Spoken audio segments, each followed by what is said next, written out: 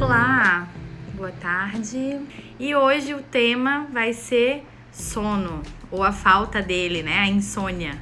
Eu coloquei um post esses dias no meu perfil, no Dr. André Psique, perguntando como é que o pessoal anda dormindo. E não foi nenhuma surpresa que várias pessoas se identificaram com a alternativa que eu tinha colocado lá, de um sono de má qualidade. Infelizmente, dormir mal é um problema bastante comum. A prevalência varia, mas afeta até 30% mais ou menos, né, da população em geral. E a insônia, né, o não dormir, demorar para iniciar o sono, acordar no meio da noite, ter o sono agitado ou ter a sensação que não dormiu, é um dos transtornos de sono mais prevalente. Então essas situações todas que eu falei são consideradas insônia. Então a pessoa pode dormir a noite inteira e mesmo assim ter a sensação de sono não reparador. Se você tá me assistindo agora, se tem problema com sono, botam aí #tenho e se tiver alguma dúvida for surgindo, vai colocando pra mim, tá? A insônia, como eu falei, é bastante comum, apesar de ser tão comum ou até mais, né, do que a asma ou diabetes, ela é pouco diagnosticada e muito mal conduzida, muito mal tratada na maior parte das vezes. As pessoas tendem a se automedicar de várias formas, depois eu vou comentar, e demoram muito para procurar ajuda. Até tem uma pesquisa que fala que 69% das pessoas que têm insônia não comentam isso com os seus médicos. Então é bem importante, né, a gente enquanto médico perguntar como é que tá o sono dos nossos pacientes, porque dormir é fundamental. Isso é bem importante de falar, porque normalmente quem dorme mal há muito tempo. Então acostumou a dormir mal. Então às vezes a gente pergunta pro paciente se tá dormindo bem? Não tô dormindo bem, mas eu nunca dormi bem. Como se fosse normal, né? Então, claro, tem o padrão de sono de cada um. Tem pessoas que são dormidoras curtas e dormidoras longas, né? Pessoas que precisam de menos horas de sono para se sentir dispostas e conseguir conduzir suas atividades no dia seguinte de uma maneira ok. E tem pessoas que precisam de mais horas de sono. Isso pode ser um padrão individual, mas precisa ser avaliado, ok? Não é novidade também que, como a maior parte dos sintomas psicoemocionais, é mais comum a falta de sono, a insônia nas mulheres. E vocês já vão entender por quê. Eu coloquei ali no nosso bannerzinho, né? Por que você dorme mal? Primeira hipótese de dormir mal é a fase da vida. Então vejam as fases da vida em que a gente pode dormir mal. Na adolescência, porque reduz a nossa produção de melatonina, aumenta o nosso estresse, as nossas responsabilidades, a gente está mudando de fase, está começando a ensaiar uma vida adulta. Então é normal os adolescentes terem mais sono durante a manhã, né? Dormirem mal durante a noite ou demorarem para dormir e terem mais sono diurno. É normal, tá? TPM, o período pré-menstrual, por conta das oscilações hormonais, pode dar tanto insônia quanto muito sono durante o dia. Gravidez, por conta também dos aumentos e variações hormonais, né? No início da gestação aumenta a progesterona, então aumenta a sonolência. E no final da gestação, a paciente não consegue, né, posição para dormir, fica desconfortável porque o bebê pressiona o diafragma, entre outras dificuldades anatômicas mesmo do final da gestação. E acaba tendo, então, mais insônia. E a outra fase da vida é a menopausa, também por conta das variações de humor, né? A queda de estrogênio, o aumento dos fogachos, que às vezes acontecem em período noturno, aqueles calorões, então atrapalha bastante o sono de quem tem esse tipo de sintoma. Então, é normal que seja mais comum nas mulheres, porque as mulheres passam pela adolescência, passam pela TPM todo mês, podem ficar grávidas e depois que elas não estão mais podendo ficar grávidas, que não estão mais em idade fértil, elas vão para menopausa. Então, basicamente, todas as fases da vida da mulher predispõe à insônia. Fora o estresse dos multipapéis aí que a gente exerce na sociedade, certo? Por isso que é mais comum as mulheres terem, né, insônia do que os homens. Segunda possibilidade para sua insônia, distúrbios do humor. É muito comum que a insônia seja apenas um sintoma, né, a pontinha do iceberg de algo bem mais profundo, bem maior que tá aí por baixo.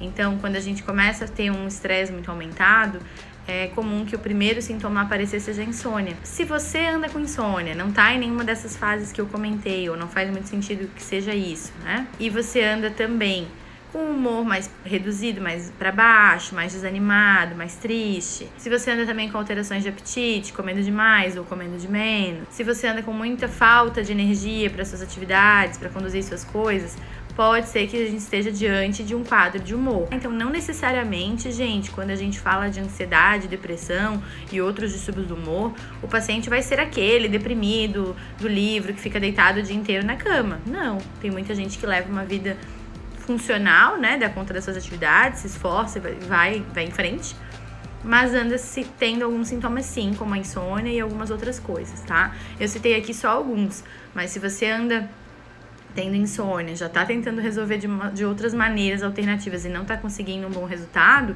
talvez fosse interessante passar pela avaliação psiquiátrica sim, ok? Lembrando que psiquiatra não é médico de doido, tá? Eu brinco com meus pacientes, os meus pacientes que estão por aí sabem, né? Que eu brinco que doido, bem doido, a gente trata bem pouquinho. A maior parte são distúrbios e problemas que todos nós temos na nossa casa, com os nossos familiares, com os nossos amigos, como uma dificuldade para dormir, uma dificuldade na alimentação, alguma dificuldade nos relacionamentos. Isso faz parte, né, da nossa condição humana, ok? Então, assim, coisas que eu acho que eu vou falar agora.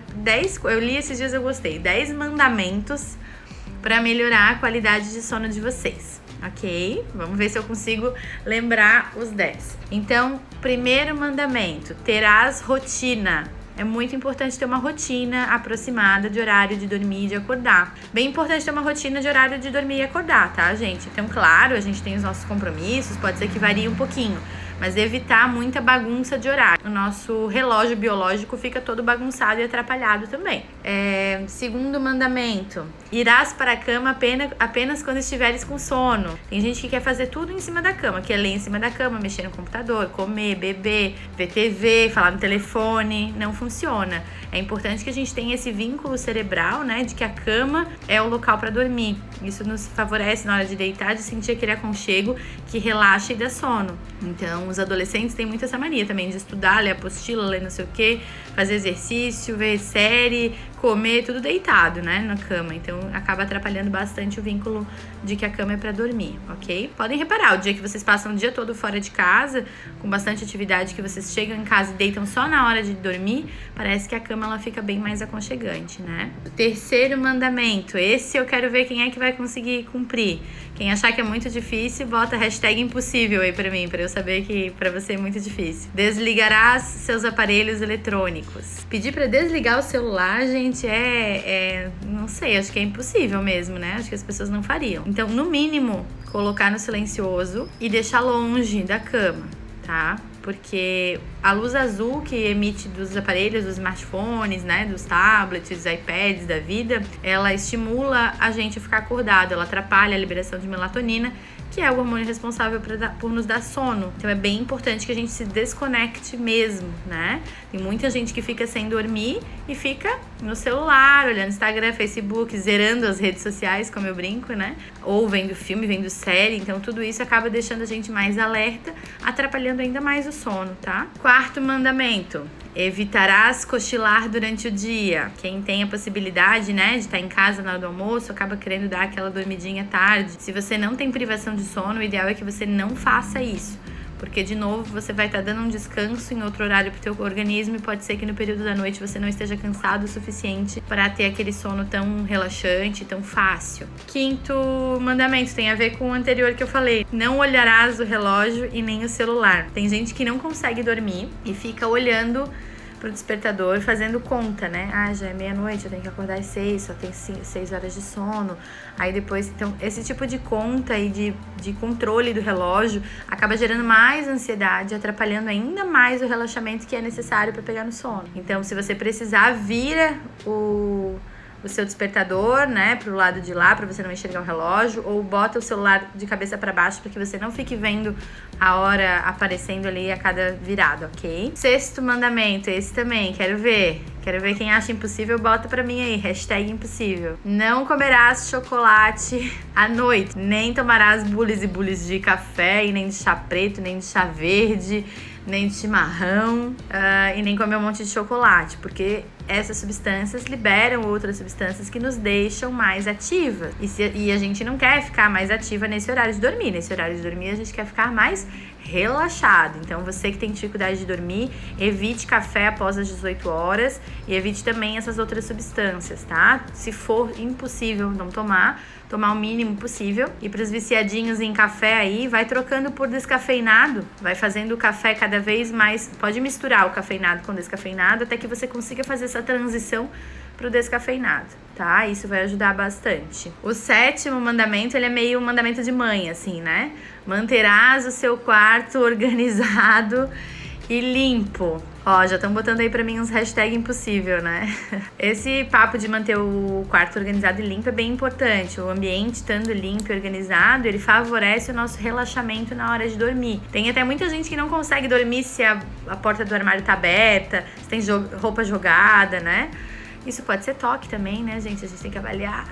Mas brincadeiras à parte, é bem importante essa organização aí no ambiente, certo? 8º mandamento: pegará sol de dia. Todo dia que tiver um solzinho, pegar um pouquinho de sol é importante porque ajuda a gente a fazer esse ciclo de sono-vigília, do nosso corpo entender que quando tem luz e tem sol é dia e quando vai escurecendo é noite, hora de dormir, para o nosso corpo não ficar confuso, né? O 9º mandamento, esse também acho que algumas pessoas têm bastante dificuldade: tranquilizarás o seu pensamento antes de dormir. Gente, tem que fazer um ritualzinho mesmo na hora de dormir. Começou a baixar a luz do dia, tá chegando a tardinha, você tá chegando em casa, então o volume da TV é mais baixo, ou vamos desligar a TV e vamos colocar uma música, vamos usar uma luz indireta e não essa luz amarela grandona na nossa cara o tempo inteiro.